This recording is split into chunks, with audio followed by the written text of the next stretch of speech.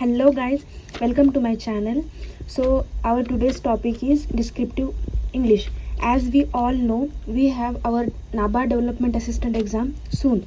So we need to focus on descriptive paper also with MCQs, because this NABARD development paper don't have MCQ pattern for English paper. It has only descriptive paper. So first of all, I will describe you that this paper has 50 marks and 3 questions for descriptive.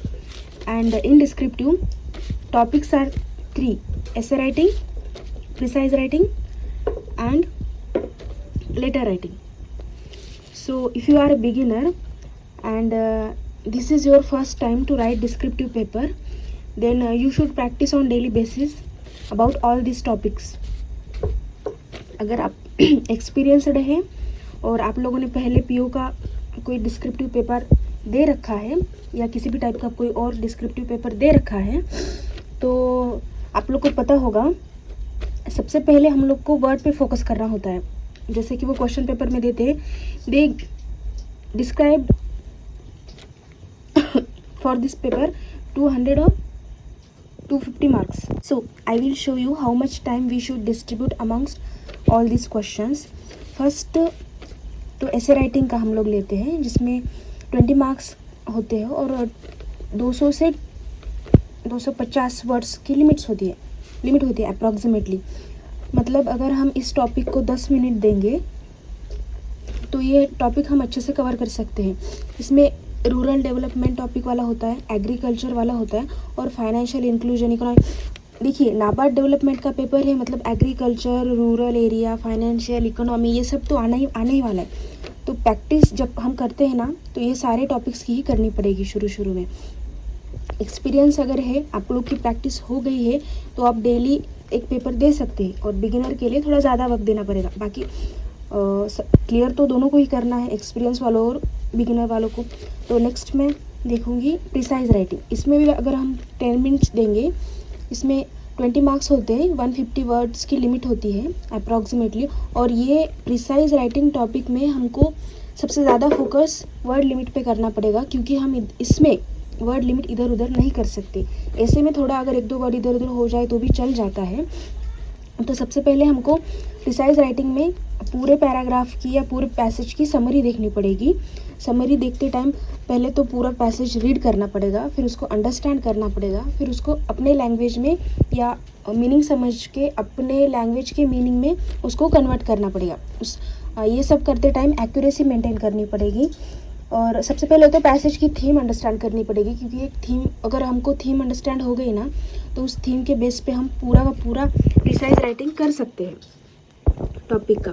ठीक है. और ये सब करते time जो भी हम sentences लिख रहे हैं, पैराग्राफ्स लिख रहे हैं, वर्ड यूज़ कर रहे हैं, उसमें मेन जो थीम होती है ना, उसका मीनिंग लूज़ नहीं करना है.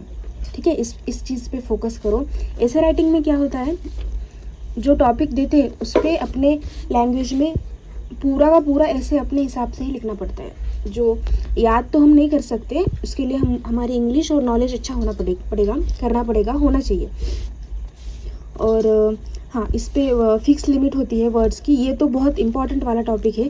प्रिसाइज राइटिंग में वर्ड लिमिट फिक्स रखनी पड़ेगी, जिससे मार्क्स कट ना हो. ठीक है. तो थर्ड है लेटर और रिपोर्ट राइटिंग.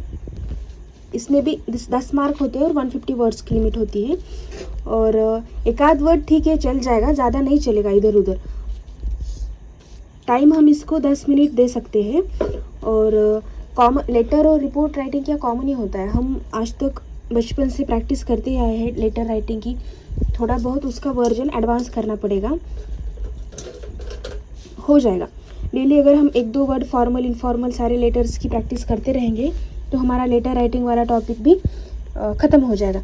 देखिए, इस एग्ज़ाम के लिए 159 वैकेंसीज़ है, और तो इसके लिए competition gonna very very very tough. So we should practice on daily basis for this descriptive writing, for MCQs, for all the subjects. ठीक है. अब हाँ, while writing descriptive paper, our language should be easy, neat and clean, and point to point. Focus on word limit. I am telling you repeatedly. Guys, must focus on word limit. तो ये हमारा हो गया आज का overlook, ठीक है. No MCQ for English और ऐसे राइटिंग की प्रैक्टिस करते हैं. अगर आप लोग चाहते, if you want then I should make video on ऐसे टॉपिक्स ऑल्सो.